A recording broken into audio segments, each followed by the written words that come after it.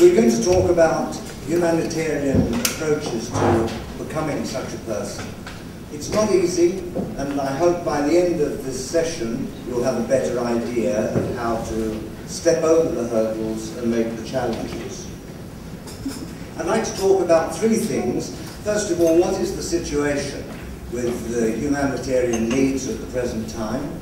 Secondly, what are the problems? Why is it that volunteers can't just get into the humanitarian world? What are the impediments? Why is it so hard? A young friend of mine made 82 applications to become a humanitarian worker and didn't get a single interview. Maybe there are some of you in that situation. He is in the humanitarian world now, and in North Pakistan he chooses some interesting holiday spots. They ask me, what can you do to help yourself actually get into the humanitarian world? In addition, many people in an emergency situation actually manage to escape. And the people who escaped from Sri Lanka during the Civil War were the rich business people and the professionals who were able to get jobs abroad. A large number of people were able to move out from their conflict situation and find locations with friends and families elsewhere. And what it meant was that you were left in the refugee camps with about 500,000 people that I described as a leaderless people.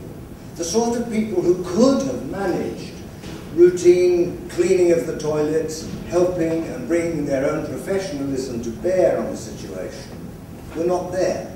And the people, therefore, often needed to be guided gently and helped towards decision-making processes. Let's just look at some figures. World Disasters Report from the Federation of the Red Cross. This is an older report, but the situation really hasn't changed. In fact, it's become exacerbated with recent tsunamis. In Africa, nearly 800 events. Asia, 2,000 events. Number of people affected,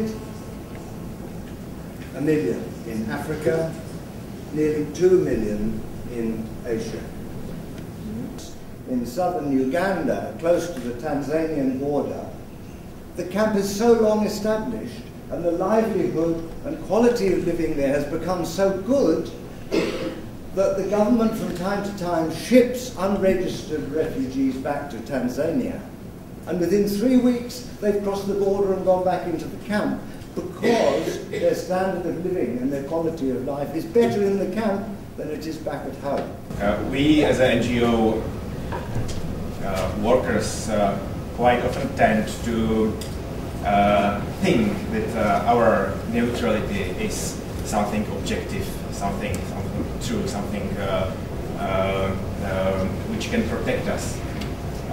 But I believe this is only, and this should be only, our internal value.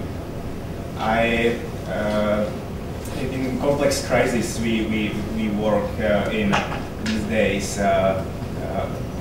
it's kind of natural tendency of human beings, and it is as well the political agenda of fighting parties and of the governments to see us as a partial, as somebody who stands on one side or another side. On the other side, probably there was a mistake of the management of this NGO, that they believed in neutrality. They said, we are neutral, so we shouldn't be targeted because we are NGO workers.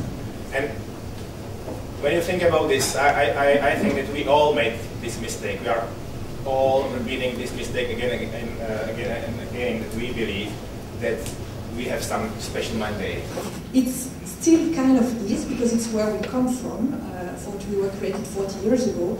Still, we have, in terms of international staff, the recruitment is taking place in more than 25 countries today, ranging from Japan to the USA to South Africa and to Czech Republic, and we are in Czech Republic since a few years now. So there is this multicultural dimension, and there is as well this the fact that our personal charts in mission are fully integrated between national staff and international staff. So you can, before, traditionally, like the expatriates would coordinate the resident people in the team. Today, you can have a director of a hospital being from the country, an MSF national, what we call national staff, being supervising a whole team of expatriates. So it's as well showing that there is an evolution in the integration of the teams. And the group of volunteers who work there in Kosovo is still meeting twice a year, because the ties which were built during a few months are stronger than most of other basically ties in their life. Similar, the flood team 2002, 2003, 30-40 people, and most of them saying that for them this year working after the floods in the Czech Republic was one of the most important formating experiences in their lives. So you will pay a lot, including your relationships. 75% of the relationships of our employees are falling apart, being on the mission or often returning back with completely different notion what's important, what's not important.